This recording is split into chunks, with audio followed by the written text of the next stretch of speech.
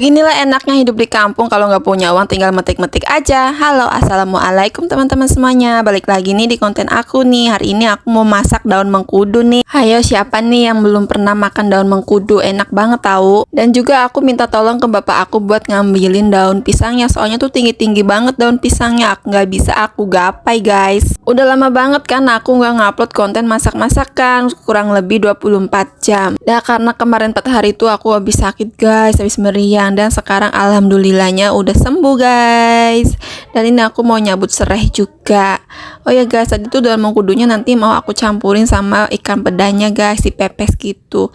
Itu ikan pedanya tuh tinggal satu ya di warungnya, aku tuh kesiangan. Terus aku juga ada beli cabai ini 2000 dan tempe 2500. Dan ini juga aku ada stok perbumbuan bawang-bawangan gitu. Nah aku tuh kalau misalnya nggak ada duit lebih tuh baru aku belinya ngecer. Karena penghasilanku cuma harian dari jualanku dan suamiku. Apalagi kalau jualan itu nggak nentu, kadang rame, kadang sepi. Nah sekarang karena alhamdulillah aku kalau ada rezeki lebih baru aku belikan stok. Ada juga sih yang komen belanja bawang 2000, 1000. Kalau aku jadi imbanya udah kaya.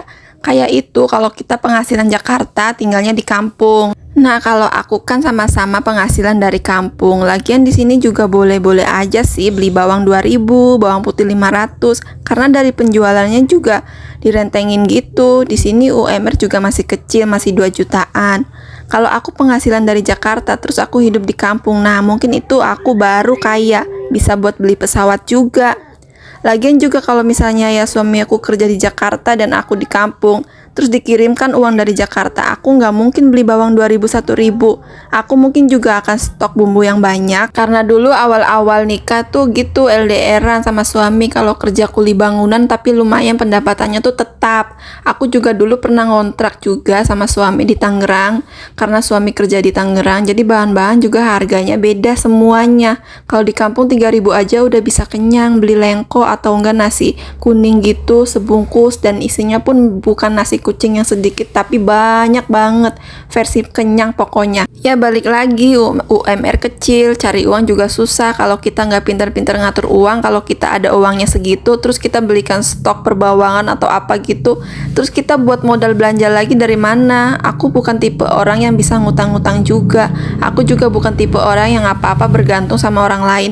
Apalagi aku tinggal sama orang tua, sebisa mungkin aku pengen mandiri.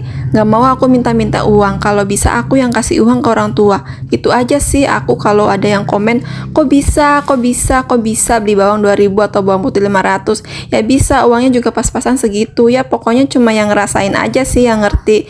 Jadi hidup itu ada pasang surutnya. Jadi aku tuh udah biasa, jadi nggak kaget. Emang dari kecil sih udah biasa kayak gitu. Cuma makan sama garam doang, makan mie satu direbus sampai medok banget, dicampur daun singkong biar banyak, dibagi berlima. Dan itu pas agak gedean kelas 6 SD aku bisa cari uang sendiri, kuli bawang ya, dari subuh sampai jam 12 siang, bayarannya 15.000.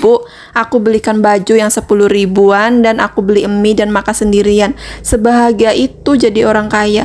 Jadi versi kaya menurut aku seperti itu, versi cukup buat beli makan, cukup buat beli motor, cukup buat beli mobil, cukup buat beli rumah, pesawat.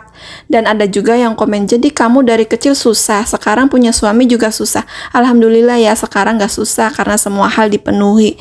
Walaupun makan tempe tapi bagi aku gak susah. Emang apa salahnya dengan tempe? Emang tempe identik dengan orang susah ya? Alhamdulillah baju anak pun gak harus lusuh dulu baru beli. Sendal anak pun gak harus putus dulu baru beli. Bajunya banyak, sendalnya pun banyak. Gak seperti aku dulu, taunya baju baru yang nunggu lebaran.